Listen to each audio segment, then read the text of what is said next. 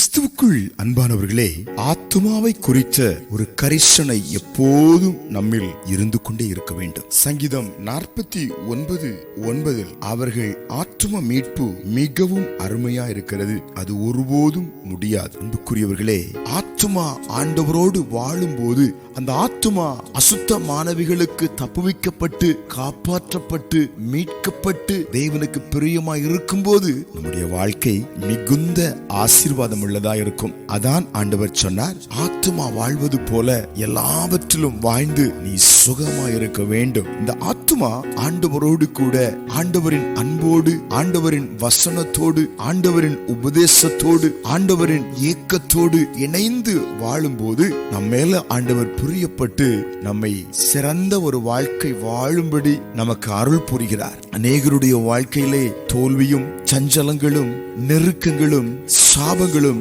அவர்களை புடமிட்டு வாழ்க்கையை முடித்து கட்ட தீவிரப்பட்டு கொண்டிருக்கிறது. ஏன் இந்த அலங்கோலமான சூழ்நிலை தெரியுமா? ஆத்துமாவிலே இயேசு இல்லாமல் போகிறபடினாலே, ஆத்துமாவிலே வசனம் இல்லாமல் போகிறதுனாலே, ஆத்துமா ஆண்டவரோடு ஐக்கியம் வைக்காமல் இருக்கிறதுனால தான் இவ்வளவு கொடுமையான போராட்டம். ஆனால் இந்த ஆத்துமாவில் எப்போதும் தேவனுடைய பிரசன்னமும் தேவனுக்கு பயப்படும் பயமும் தேவனோடு உள்ள ஐக்கியமும் நிரம்பி வாழும்போது நிச்சயமாய் உபத்திரவங்களை மேற்கொள்ளுவீர்கள், தோல்விகளை மேற்கொள்ளுவீர்கள், சாபங்களை மேற்கொள்ளுவீர்கள். சிறந்த ஒரு வாழ்க்கை நம்மால வாழ முடியும். அதனால் இந்த காலை வேளையிலே ஆத்துமாவை கரைப்படுத்துகிற எல்லாவற்றையும் ஒதுக்கிவிட்டு ஆத்துமா ஆண்டவரோடு வாழ வேண்டும் என்ற எண்ணத்தோடு, ஆத்துமாவின் மீட்பு அருமையானது என்ற எண்ணத்தோடு வாழ்வோம், மேன்மை பெறுவோம். ஜெபிப்போமா? அன்புள்ள ஆண்டவரே, ஆத்துமாவுடைய மீட்பு அருமையாயிருக்கிறதுனால நாங்கள் இந்த ஆத்துமாவை சேதப்படுத்தி விடாதபடி, கரைப்படுத்தி விடாதபடி எங்களை தேவன் காத்துக் கொள்ளும்படியாக உம்முடைய பாதத்திலே